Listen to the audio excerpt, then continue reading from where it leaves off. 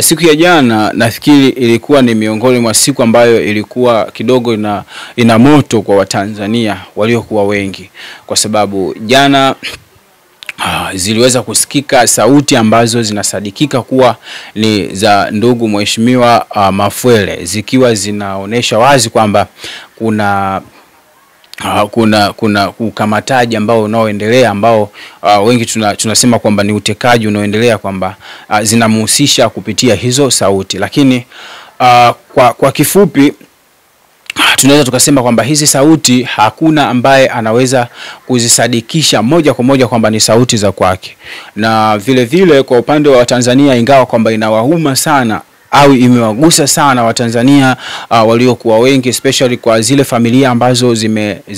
zimewakumba kwenye haya matatizo, na wale ambao tunasema kwamba Watanzania ni wamoja, Watanzania ni ndugu moja. Kwa hiyo linapomtokea mmoja jambo, kwa hiyo linakuwa linakonga kwa pande zote mbili, zitakuwa zinawagonga hilo tukio, kwamba Watanzania wote linakuwa ni wahusika wa hilo tukio. Kwa sasa kwamba wameungana katika hilo tukio, na ukiangalia kwamba idadi ni ndefu ya watu ambao wameweza kukumbwa na hayo matukio, kwa tathmini ya haraka ambapo iliyokafanyika ikaonekana kwamba ni zaidi ya watu kama 200 ambao walitekwa. Na sasa hivi linakuja kusambaa sauti hiyo ikionyesha kwamba Mheshimiwa Mafwele kwamba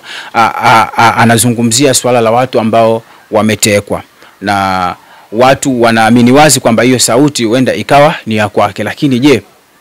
katika hili Watanzania mnaweza au tunaweza tukaamini 100% kwamba mzungumzaji ni yeye? Kwa hiyo katika hili tuiombe serikali, kabla hii sintofahamu haijabeba joto la kweli kwa upande wa Tanzania, kuweza kulichukia jeshi lao la polisi. Kwa sababu kama itakuwa hizi shutuma za hii sauti zitaendelea kuteki presi kwenye taifa letu, linaweza likawa chuki ambayo ni nzito zaidi kuliko hata tulivyokuwa tukizani, kama itakuwa limenyamaziwa kimya. Kwa hiyo hapa cha kuomba ni kwamba jeshi la polisi kuweza kusadikisha au kuja kuprove kwa raia kwa haraka zaidi kwamba je, ile sauti ni ya mhusika au sio, ili kuondoa lile vuguvugu la joto ambalo liliochukua nafasi kwa Watanzania waliokuwa wengi. Kwa sababu tunaamini wazi au tunajua wazi kwamba watu wengi wanaumia juu ya haya matukio, na sasa inapokuja swala la hii sauti kuendelea kusambaa, bado inaendelea kuwavuruga na kuwafurukuta Watanzania katika mioyo yao. Kwa hiyo ni lazima ichukuliwe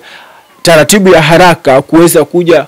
mwenyewe mhusika ikiwezekana, au msemaji wa jeshi la polisi ikiwezekana aje kutoa taarifa kwa Watanzania kwamba je, ile sauti ni ya mhusika au sio ya mhusika, kama ni AI kama ilivyokaa kwa Tesha na mambo mengine, ili watu waweze kuelewa nini kinachoendelea na kinachojiri kwenye taifa lao, isije ikawa inachukua sura ambayo ni mbaya zaidi kwa taifa letu,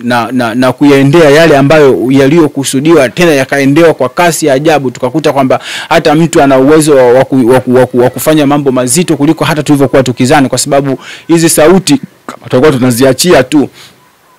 mwisho wa siku tutazaa matunda ambayo ni mabaya kuliko hata tunavyozania sisi. Kwa hiyo tuwaombe jeshi la polisi na taifa kwa ujumla na serikali kwa ujumla kwamba wachukue hatua ya kuielezea hii sauti baada ya kupatikana, waielezee vile ambavyo itakuwa ni mzuri zaidi.